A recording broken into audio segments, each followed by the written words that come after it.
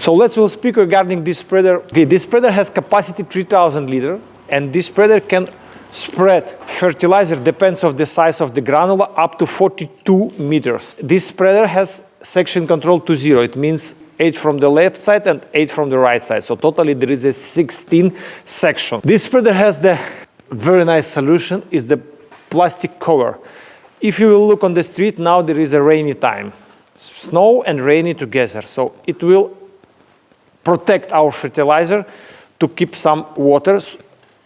So it will not make any influence for the spreading of the material. This spreader mounted on the very nice trolley DCM, made 100% in Italy. We have our solution.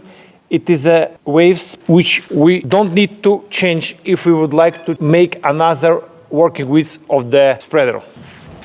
This spreader has 4 electronic actuators which change the working width and the drop point of the fertilizer. Solution is ISOBUS connection.